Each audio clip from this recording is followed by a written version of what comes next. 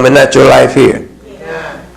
And as Christians, my brothers and sisters, sometimes it's very hard to live in a world that is as materialistic as this world is.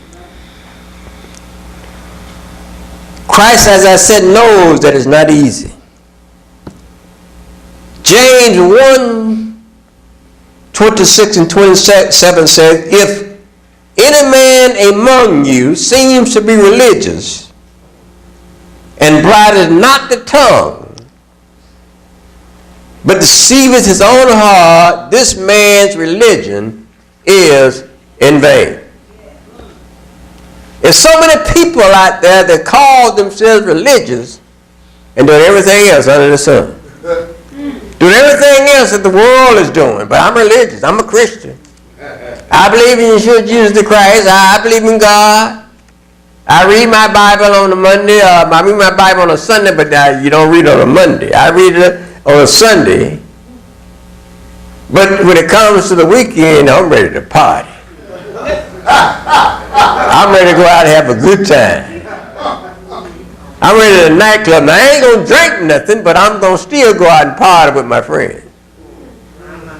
My brother says this is like playing Russian roulette.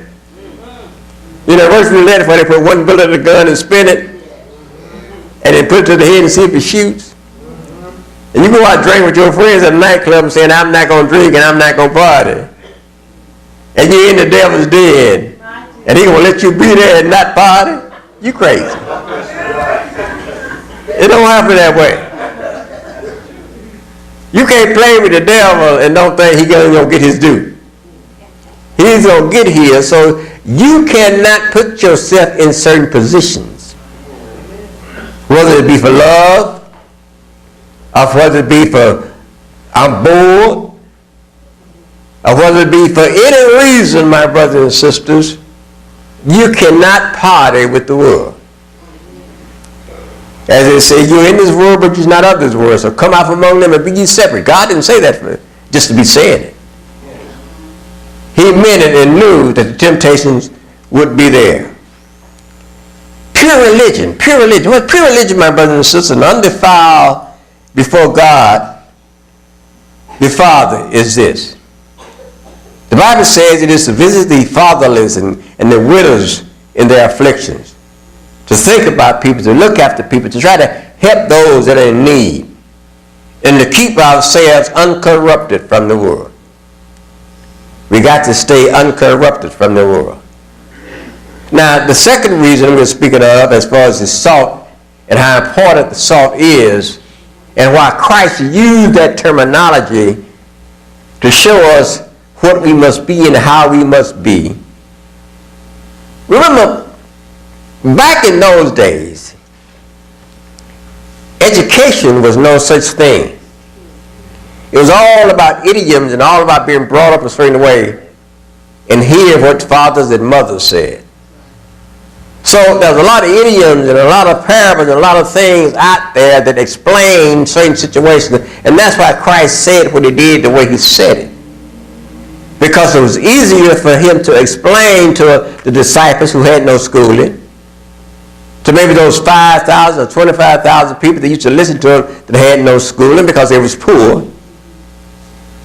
He spoke to the people. He didn't speak to the rich folks that had gone to school or had a little education, but he was speaking mainly to poor people.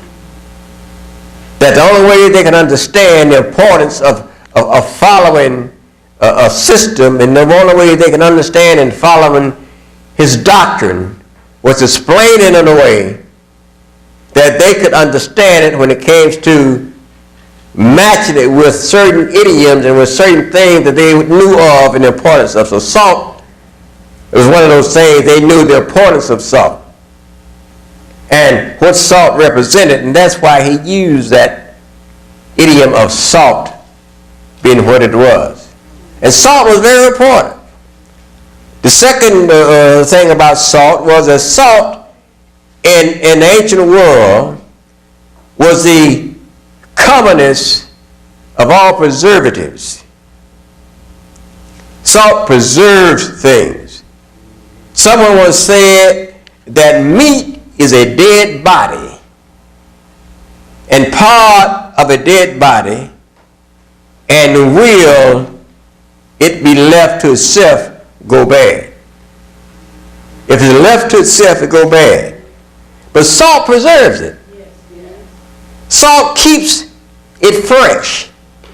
And therefore, like new soul inserted into a dead body.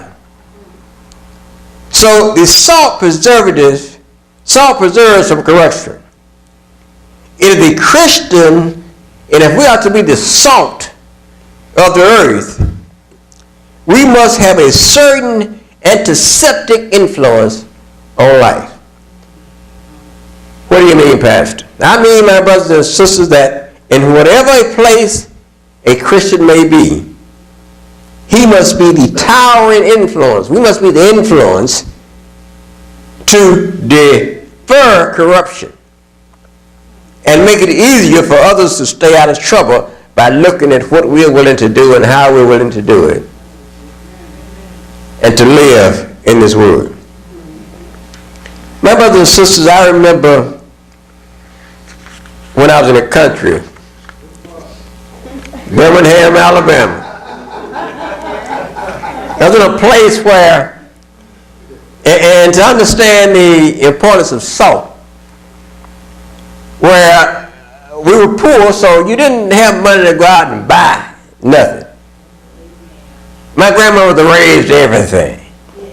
Greens, corn, or whatever we needed to eat, she had it. I had a yard full of chicken. I used to get so tired of stepping in chicken mess. Chicken was everywhere. Hogs, 3 or 4 hogs. And I remember, like at that time, Mr. Joe, but Joe should come around and kill these hogs at a certain time of year. But the thing is, and it really was strange, we didn't have refrigerators.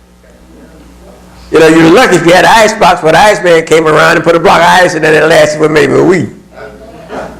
But what was strange and I never understood was Mama had a great big old wooden box.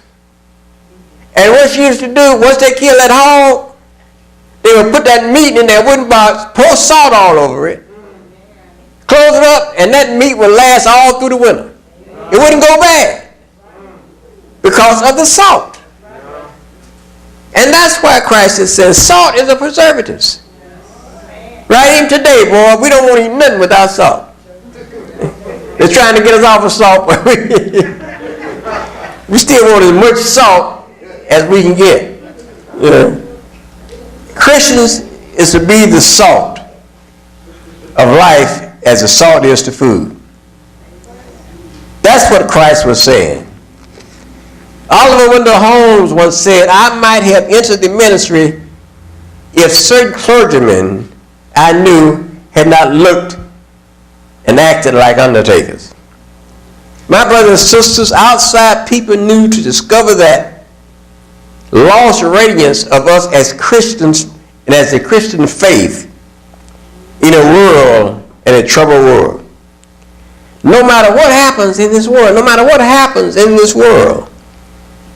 we must have the answer for those that are in need. We must be the perfect example for those that really wants to know what this Christian life is about and how am I to go about obtaining it and living it. You see, they know, a lot of them, that to be a Christian is harder than we know. That's why a lot of them reject being a Christian. Because they don't want to give up anything, they don't want to live a certain way, but if